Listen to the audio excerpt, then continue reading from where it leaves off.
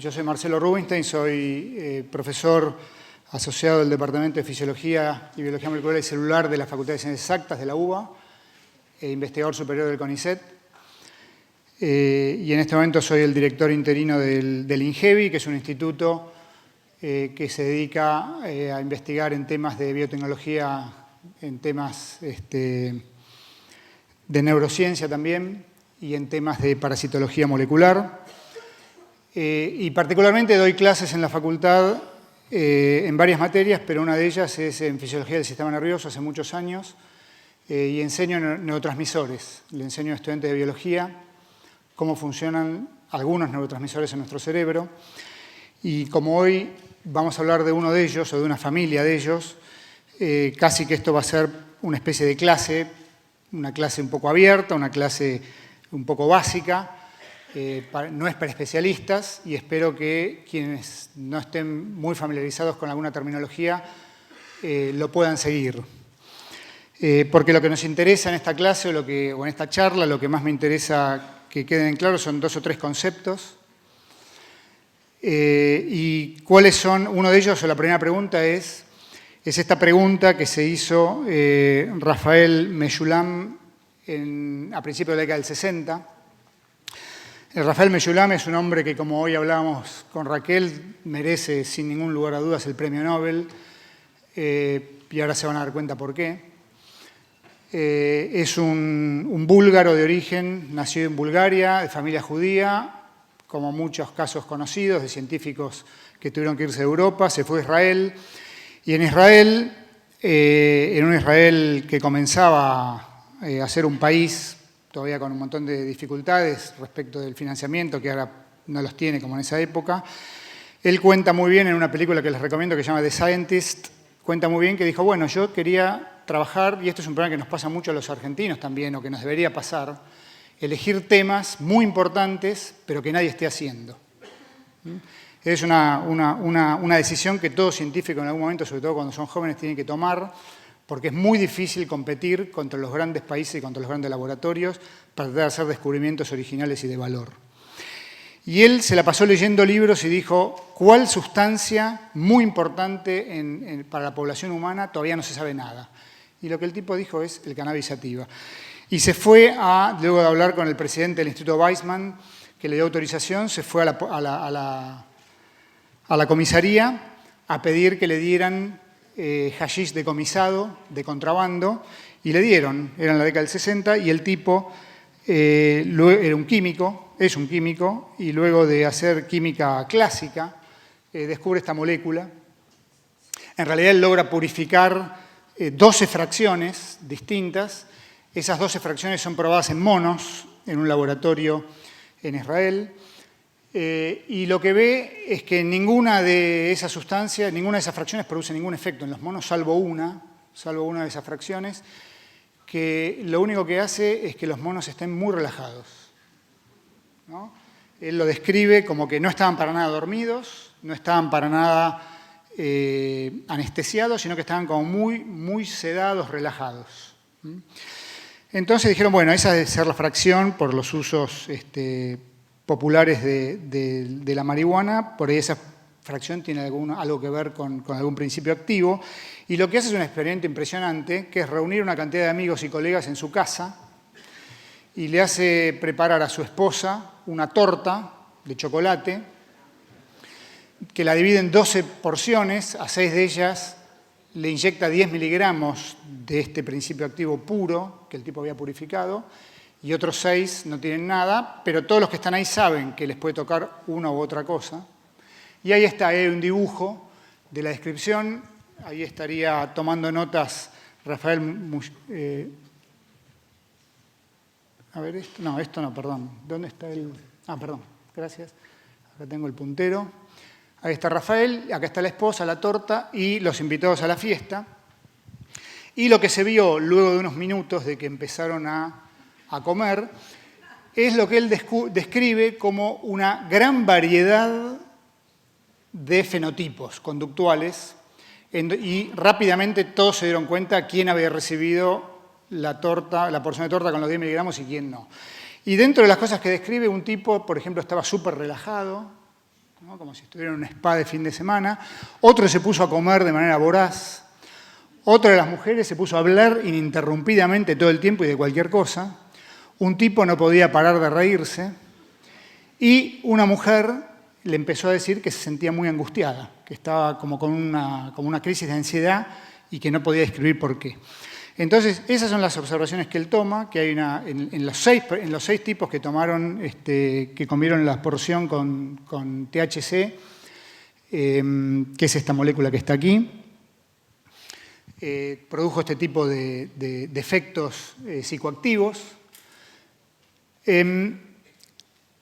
Y esta molécula no había sido descrita previamente, es una molécula nueva, y como ustedes pueden ver, es una molécula, bueno, para quienes saben un poco de química, ¿no? Perdón para quienes no, es una molécula que no hay mucho de dónde agarrarse, es una molécula muy poco polar, no tiene cargas netas o distribuidas en zonas, es una molécula desde el punto de vista eléctrico muy plana, y es uno de los más de 700 compuestos que se han descrito del cannabis sativa, de los cuales más o menos 100, aproximadamente 100 son cannabinoides. Esta estructura se la llamó estructura cannabinoidea, no voy a entrar en detalles químicos, pero cuando se habla de cannabinoides en química se está hablando de esta estructura, de estos tres anillos interconectados. ¿Okay? Otra de las sustancias, y que hay una pregunta hace poco, es el cannabidiol, que fíjense ustedes que es muy parecida estructuralmente. El cannabidiol es otro cannabinoide que tiene propiedades muy diferentes, justamente carece de las propiedades psicoactivas del THC, pero está presente en las mismas plantas.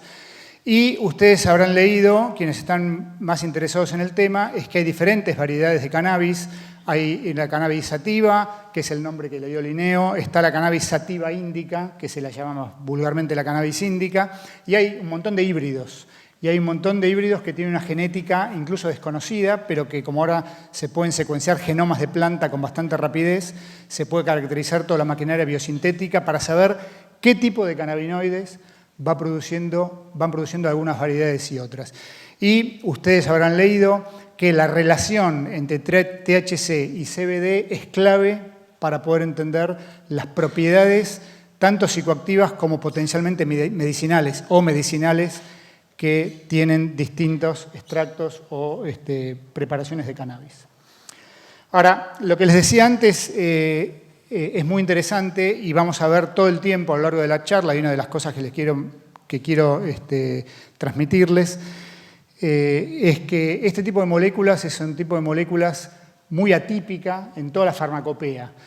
No hay ninguna carga, no hay ninguna zona de densidad de cargas muy clara, muy neta. Y es una molécula que además fue muy difícil de marcar. El problema es que cuando se daba esta sustancia se producían tantos efectos y la sustancia era tan poco no polar que se pensaba que los efectos eran pleiotrópicos y que lo que pasaba con este tipo de droga era que modificaba las membranas lipídicas de las células, como el alcohol, por ejemplo, como se piensa que actúa el alcohol, y que no había ningún receptor específico. Había tantos efectos y la característica de la molécula indicaba que no, esto entra en las membranas, cambia la fluidez y entonces los neurotransmisores empiezan a hacer cualquier cosa porque cambia la fluidez. Ahora, para contestar a esa pregunta, los científicos lo que tienen que hacer es ver si pueden identificar sitios precisos del cerebro en donde esta molécula que viene de una planta puede actuar. Y esta molécula es tan inerte desde el punto de vista químico que nunca se la pudo marcar con ninguna molécula radiactiva para poder hacer experimentos de marcación.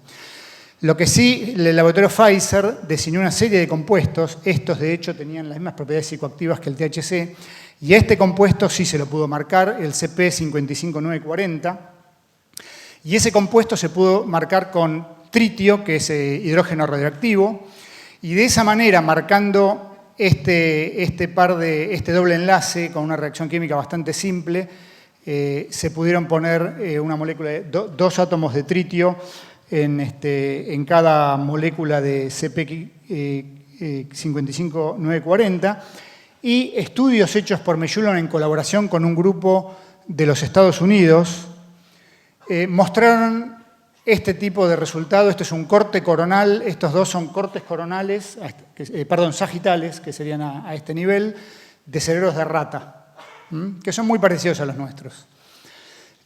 Acá se ve un dibujo anatómico con las distintas áreas marcadas con distinto color para referencia, pero acá lo que se ve es un experimento de autorradiografía en donde se puede ver que hay sitios específicos donde se pega este compuesto, que no se ve todo gris o todo negro por igual, sino que se ve que hay regiones del cerebro que tienen una alta densidad de marca radioactiva y otras regiones que no tienen nada. Por ejemplo, los que saben neuroanatomía ven que el tálamo no tiene nada, pero el hipotálamo tiene mucha marca, la sustancia negra tiene mucha marca, el hipocampo, el cerebelo, la corteza y los ganglios de la base. Todas zonas que tienen que ver con control del movimiento, con control de las emociones y con control de la memoria espacial y de memorias asociativas. Eso es en el año 88 y rápidamente ustedes ven, una de las cosas que les quiero mostrar acá, quienes no son científicos, es lo rápido que progresa la ciencia, lo rápido que va avanzando. En el año 90 se clona el gen que codifica para esa molécula que era hasta ese momento un posible receptor, y en ese momento se sabe que es un receptor de cannabinoides, que cuando es la proteína, o sea, cuando es el receptor se llama CBR1 por Cannabinoid Receptor 1, y el nombre del gen es CNR1, y este gen, cuando se hace una hibridización in situ con una sonda marcada para ver el RNA, o sea, dónde se expresa ese gen, perdón por quienes no conocen la terminología, pero lo tengo que decir de esa manera, ven que este gen se expresa en los mismos territorios donde se veía marca radioactiva con un ligando que reconocía un receptor, que es justamente ese receptor que va a ser codificado por este gen. Y se ven en las más regiones, el hipocampo, el cerebelo, los ganglios de la base, el hipotálamo, fíjense, muy fuerte en el tubérculo olfatorio o en el bulbo olfatorio en ratones y muy fuerte en la corteza cerebral. Y ausencia absoluta o casi total en áreas como el tálamo. Ahora, ¿qué es este receptor? ¿Qué es este receptor y por qué hay un receptor en el cerebro para reconocer un fitocannabinoide que viene de una planta?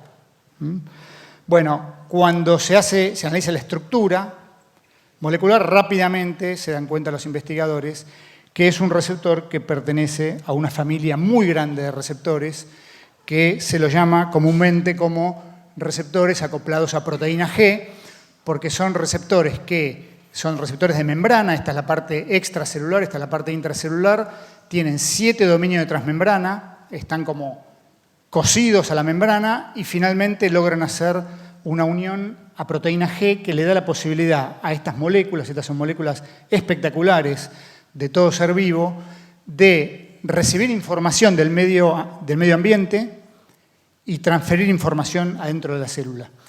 Y esto que está acá no es ninguna exageración. Estos receptores los tenemos en la retina y son los que nos permiten ver la luz, los tenemos en los epitelios gustativos y son los que nos permiten reconocer sabores, y los tenemos en el epitelio olfatorio y nos permiten reconocer olores. Por supuesto que también están en los órganos internos y le permiten a las células reconocer niveles de hormonas y niveles de neurotransmisores si están en el cerebro.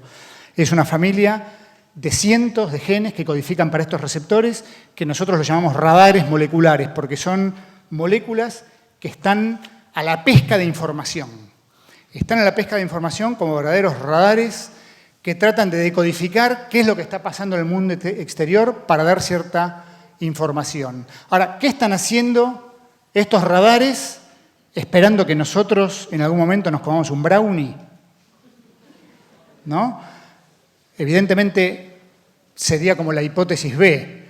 La hipótesis A, y muy influenciados por el hecho de que una situación parecida se había descrito cuando los investigadores científicos habían descubierto a la morfina como alcaloide principal de la amapola o de la semilla de la amapola, y se descubrieron sitios específicos y se descubrió un receptor que se llama receptor mu, que es muy parecido estructuralmente a este, y se vio que había opioides endógenos. Meshulam y otros investigadores en otros lugares del mundo dijeron: tenemos que encontrar al neurotransmisor endógeno. Tenemos que encontrar a quién le da información a estos radares internos, Y entonces Meyullon lo cuenta muy lindo también en esta película que se las recomiendo, que se ve online gratis, que se llama The Scientist, que es relativamente reciente, que es un poco sobre la vida científica de él. Él cuenta que se fue por supuesto que los cerdos no están muy vendidos en Israel, pero él consiguió algunas carnicerías donde le vendían cerdos y se trajo varios cerebros, porque necesitaba grandes cantidades, y termina de purificar un compuesto, que es este compuesto, que fíjense ustedes que de vuelta es una molécula que no tiene nada de dónde agarrarse prácticamente, es una molécula muy poco polar, esto es básicamente una estructura lipídica unida a una amida, es una amida, y ellos, el nombre científico es N-araquidonolitanolamina, EAE, o sea, es un trabalenguas, y en el año 92 el tipo se da cuenta que esta molécula es capaz de desplazar aquella molécula radioactiva que se pegaba a receptores específicos. Entonces, hay una molécula presente en el cerebro de cerdos que cuando es purificada en un experimento desplaza a la molécula que se pegaba con mucha afinidad a ese radar que era el receptor CB1. Ellos lo llaman anandamida, en un nombre que para mí es un poco demagógico, porque ananda en sánscrito significa alegría, y ya vamos a ver que no todo está vinculado con la alegría respecto ni de los endocannabinoides ni de los fitocannabinoides, pero, digamos, no deja de ser un buen nombre, sobre todo si uno lo compara con el nombre químico. Lo que terminó de pasar, y generalmente pasa eso en la ciencia, que alguien descubre algo, pero en realidad eso es minoritario, y el verdadero endocannabinoide pasó a ser otra molécula, mucho mayormente presente en el cerebro de todos los vertebrados, que es el 2-araquidonoglicerol, una molécula muy parecida también, que tiene una porción de ácido graso derivado, o que es el ácido araquidónico básicamente, pero con un derivado de glicerol en vez de con un derivado amídico. Y el 2-AG, que es como se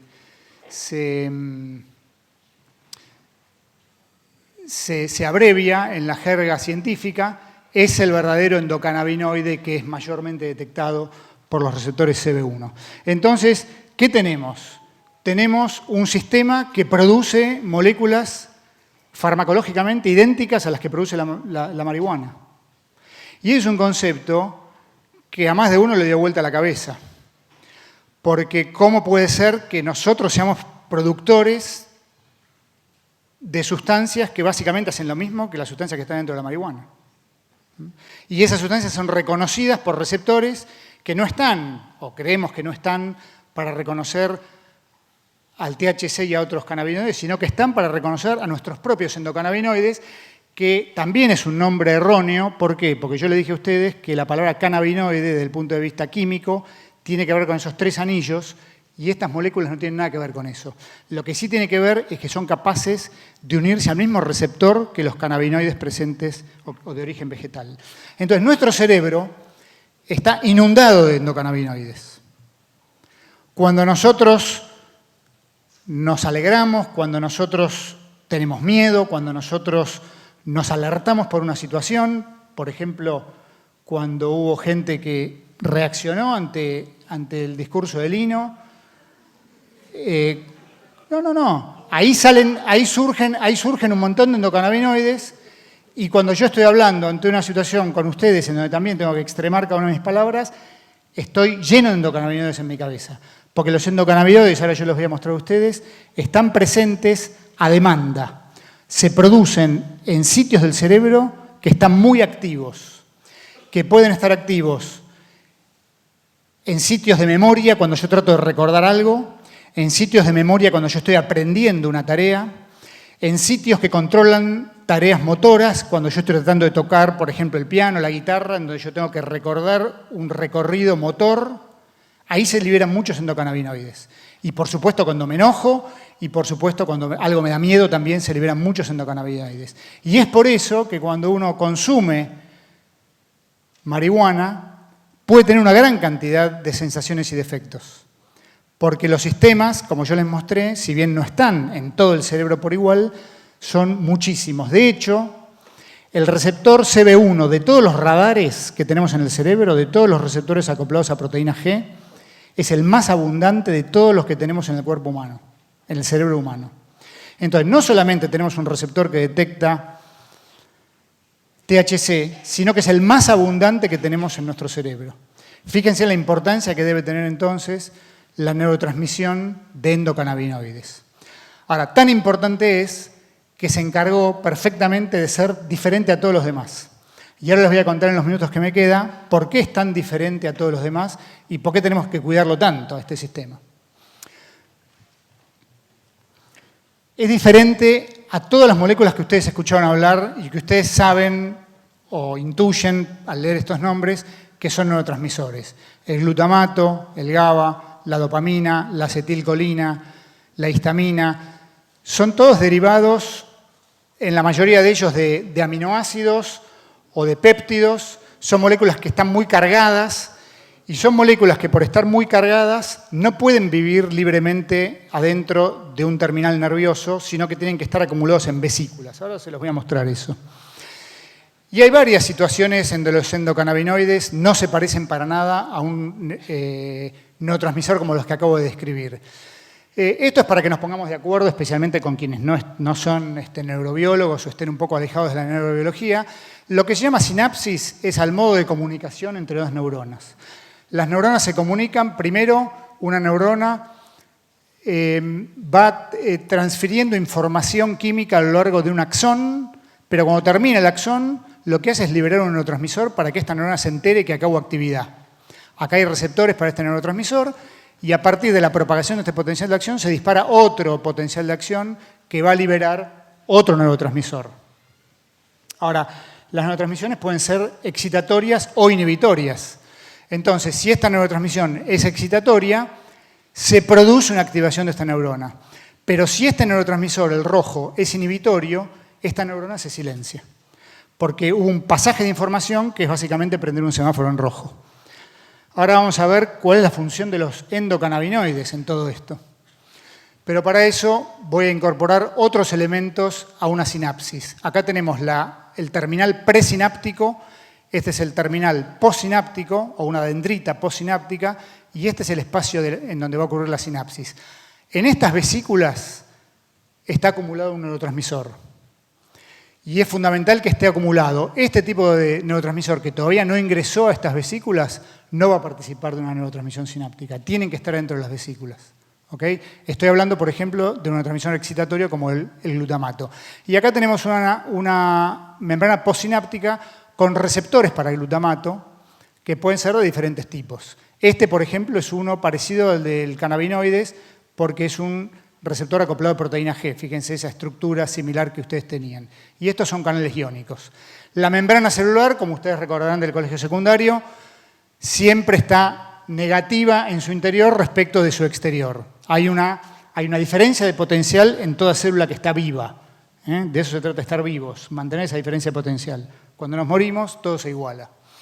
Bueno, ¿qué pasa? Cuando viene un potencial de acción, información de que esa neurona está activada, ese cambio en la diferencia de potencial en esta zona abre canales de calcio. Y el calcio entra a las neuronas y permite que estas vesículas se asocien con la membrana del terminal y produzcan inmediatamente liberación de ese neurotransmisor. Y ahora, por primera vez, entonces, hay neurotransmisor en el espacio sináptico y la posibilidad de que pase la información química a estos canales que reconocen al glutamato y permiten que pasen iones positivos. Y de esa manera, el interior de esta zona, que era negativa, ahora se despolariza, cambió la polaridad de esa neurona y esa es la información que recibe esta neurona para seguir información. Así funciona nuestro cerebro y todo nuestro sistema nervioso todo el tiempo, pasando información para despolarizar neuronas. Bien, cuando hay muchos potenciales de acción en una neurona, entra mucho calcio, se libera mucho más glutamato y empiezan además a estimularse estos receptores. Estos receptores acoplados a proteína G, que al ser estimulados, lo que hacen justamente es acoplarse a esta proteína G y lo que hacen es, a través de una cantidad de reacciones bioquímicas intracelulares o muy pegaditas a la membrana, van cambiando componentes típicos de la membrana de todo cerebro. O sea, nosotros tenemos toneladas o, digamos, gramos de estos fosfolípidos de membrana para finalmente, a través de esta enzima, que es la diacilglicerol lipasa alfa, producir esta molécula que yo les había comentado antes, que es el endocannabinoide que tenemos en nuestro cerebro. Quiere decir que la membrana o la célula postsináptica, cuando hay actividad eléctrica, empieza a producir esta molécula. ¿Y qué hace esta molécula acá? ¿Necesita entrar en una vesícula para pasar información? No, no necesita. ¿Por qué? Porque es una molécula cuya liposolubilidad es enorme, puede ir a donde quiere. ¿Y a dónde va a ir? Va para todos lados, pero uno de los lugares a donde va es justamente, sale de la célula y es capaz de ser reconocida por su radar específico. Esto es lo que se llama neurotransmisión retrógrada. La neurotransmisión casi siempre, digamos en el 99,9% de los casos de todos los neurotransmisores y casos, es anterógrada, es de la membrana presináptica a la membrana postsináptica. Bueno, los endocannabinoides dicen, a mí no me interesan las reglas y los dogmas de la neurociencia. Acá va a ser neurotransmisión no vesicular, no nos metemos en vesículas, somos los únicos neurotransmisores, o uno de los pocos únicos, que no vamos a entrar en vesículas, y además vamos a ir de adelante para atrás. Vamos a hacer una transmisión retrógrada, y entonces acá esta molécula empieza a ver a los endocannabinoides. ¿Y qué pasa cuando el receptor CB1 de cannabinoides 1 ve esta molécula? Lo que hace es, ¿se acuerdan ustedes que es un receptor acoplado a proteína G? Se asocia a distintas proteínas G que lo que hacen pueden ser, por ejemplo, abrir canales de potasio, que son cargas positivas que empiezan a salir de adentro hacia afuera, entonces empieza a hiperpolarizar el terminal. También lo que hacen es bajar los niveles de una molécula muy importante en las células, que es el AMP cíclico, y la combinación de esta negatividad en esta zona más la bajada del AMP cíclico lo que hace es cerrar los canales de calcio. Entonces dice, por acá no va a pasar más calcio. ¿Y qué pasa en un terminal sináptico si no pasa más calcio?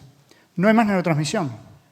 Entonces, lo que está haciendo el endocannabinoide, nuestros cannabinoides, es darle información a la neurona que mandó neurotransmisores para decirle, ya está, ya salió un montón de neurotransmisor, ya la señal llegó y este es el aviso de retorno. Como si fuera un cartero que te devuelve la nota diciendo tu carta llegó a destino, pará de mandar, porque no hace falta. O sea que es un regulador negativo de la neurotransmisión. Ahora, la situación se pone más compleja, ¿por qué?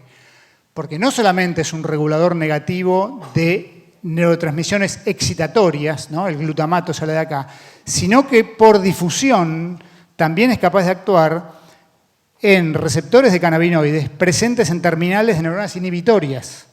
Entonces también bloquea neurotransmisiones inhibitorias y excitatorias. Ahora, obviamente que esto ocurre en esta zona, porque esta zona estuvo activa. Hoy me preguntaba Nora, ¿qué pasa cuando uno toma THC? Bueno, cuando uno toma THC, activa todas las sinapsis.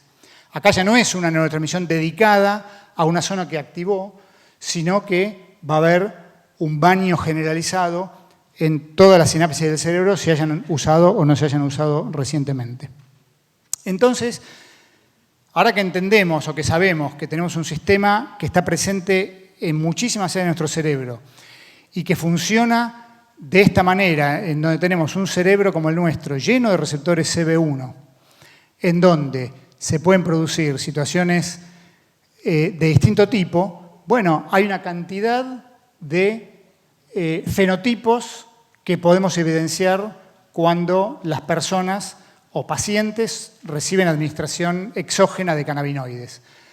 Aumento del umbral al dolor, o sea, disminuye la sensación de dolor ante ciertas circunstancias, aumenta el apetito, también la sed, y disminuye el umbral a náuseas y vómitos. Acá puse en azul efectos beneficiosos, si uno quiere, y en rojo efectos negativos, y esto es lo que sube y esto es lo que baja. Baja el control motor y baja el aprendizaje y la memoria. Esto, ¿de dónde lo sabemos? De experimentos fundamentalmente en ratones, ahora les voy a mostrar. Y cierta experiencia anecdótica en humanos, Pero, ¿con qué contamos hoy? Y ya estoy terminando. Me queda esta diapo y la que viene. ¿Con qué contamos hoy para poder entender mejor cómo funciona este sistema? Del cual hoy se conoce perfectamente bien un receptor, y parece que sería el único receptor de cannabinoides en el cerebro, importante por lo menos en altas concentraciones. Conocemos dos ligandos, uno muy importante que es el 2-AG, otro que es menos importante desde el punto de vista cuantitativo, que es la anandamida. Se conoce perfectamente bien toda la vía biosintética, todas las enzimas que participan en la formación de 2-AG y en la degradación, en el metabolismo degradativo del 2-AG para dar ácido araquidónico. Se conoce muy bien toda la vía degradativa de la anandamida, casi todos los pasos de la vía biosintética. Y ahí la industria farmacéutica ha desarrollado una enorme cantidad de agonistas de receptores CB1. Un agonista es una sustancia que mimetiza la acción del neurotransmisor endógeno, de antagonistas que son capaces de bloquear. Hay inhibidores de todas las enzimas que participan de todo este proceso y que se pueden usar en experimentos bioquímicos. Muy pocos de ellos se pueden usar en animales porque tienen efectos muy pleiotrópicos, en animales sin ni que hablar en humanos. Y existen ratones mutantes para casi todos los genes que codifican o receptores o enzimas que participan en este proceso. Ahora, ¿cuáles son qué se vio y para qué pueden funcionar potencialmente de manera médica el uso de cannabinoides, que como contó Federico, pueden venir de tres maneras diferentes? Una de ellas es a partir de drogas totalmente sintetizadas. El dronabinol es básicamente delta 9 THC, pero sintético, o sea, puro, no es un extracto de una planta. La nabilona es una molécula muy parecida, también sintética en el laboratorio, también se usa, ahora les voy a contar un poquito para qué se puede usar. Los nabiximols básicamente es una mezcla pura de THC y de CBD puro. Por ejemplo, acá ustedes ven Sativex, 2,7 miligramos de THC y 2,5 miligramos de cannabinol. Es un spray que se usa sublingual. Hay otras maneras de administración de derivados del cannabis a través de aceites que pueden venir y extractos y, por supuesto, a través de vaporizadores o pipas o otro tipo o básicamente cigarrillos, que es por inhalación de la marihuana cuando se fuma. Y todos estos modos de administración aumentan la concentración o la cantidad de cannabinoides en nuestro organismo y no es para nada, en vista de lo que yo les conté a ustedes, les voy a contar algún experimento hecho en animales porque no tengo tiempo de contarles tanto. ¿Qué le pasa a los ratones mutantes del receptor CB1? O sea, ratones que no tienen ese radar capaz de detectar. Bueno, una de las cosas que les pasa es que tienen una mortalidad muy pronunciada. O sea, se van muriendo mucho más rápido que sus hermanos no mutantes. ¿Por qué se mueren? Bueno, probablemente se mueran por problemas epilépticos que tengan, por descargas epilépticas. Recuerden ustedes, esto es un neuromodulador negativo y son ratones que espontáneamente pueden desarrollar convulsiones y que los llevan a la muerte. No es para nada sorprendente entonces que uno de los efectos más beneficiosos que pueda tener el cannabis es en epilepsia refractaria. Otro efecto muy interesante que descubrieron investigadores italianos en estos ratones es que estos ratones tienen la incapacidad absoluta de olvidar señales ambientales que preanuncian una situación peligrosa. ¿Qué quiere decir esto? Hay estudios que se llaman condicionamiento de miedo, en donde se da un tono, un ruido, que el ratón nunca escuchó en su vida, pero que luego de escuchar ese ruido, al ratón se le da un shock eléctrico en un lugar donde está. Entonces él sabe, la próxima vez que escuche ese ruido, hace una actitud que es freezing, no se mueve para ver si puede evitar ese shock eléctrico. A medida que los experimentadores repiten el experimento sin producir el shock con el tiempo, Los ratones normales olvidan que ese tono está pareado y se produce el fenómeno de extinción. Los animales ya dejan de asociar ese tono a un ruido y cada vez que escuchan ese ruido ya no hacen más freezing y empiezan a caminar normalmente. Los ratones mutantes para este receptor nunca van a olvidar que ese ruido estuvo apareado a esa situación. Ese tipo de conducta en un ratón mutante llevó a investigadores a proponer, y está teniendo mucho éxito, por ejemplo, esta sustancia, la nabilona, en desorden postraumático. Personas que han tenido un trauma severo, especialmente en la niñez, pero no necesariamente en la niñez, que los perturba el sueño, que no se pueden desprender de esa imagen, y están mejorando en términos significativos, por lo menos en los papers clínicos que pude leer, la posibilidad de dormir y de tener una cantidad de horas de sueño normales y de no tener esas memorias recurrentes de algo que pasó pero no está pasando más. Bueno, y ustedes conocerán que hay una cantidad de patologías asociadas al cerebro y al sistema nervioso en donde se utilizan estos compuestos, de los cuales va a hablar en detalle Raquel mañana, y uno de ellos, por supuesto, es la capacidad que tiene de bajar en pacientes que están haciendo terapia la sensación de náuseas, los vómitos y fundamentalmente les devuelve el apetito, porque uno de los problemas que tiene la quimioterapia es lo que se llama la caquexia, que la caquexia es la pérdida de apetito y obviamente no contribuye que un paciente en esas condiciones no coma, no tiene nada de ganas de comer y recuperan. Entonces, bueno, yo voy a parar acá porque en algún lugar hay que parar y hay otros expositores que tienen que seguir adelante. Espero haberlo convencidos de que nosotros tenemos receptores para cannabinoides, que nuestro cerebro produce moléculas que hacen básicamente lo mismo en nuestro cerebro que las moléculas que están en el cannabis activo, de alguna de ellas, y que ese sistema de neurotransmisores es fundamental para regular los matices de cómo funciona nuestra neurotransmisión. Pero esos matices son claves para que nuestro cerebro funcione adecuadamente. Gracias.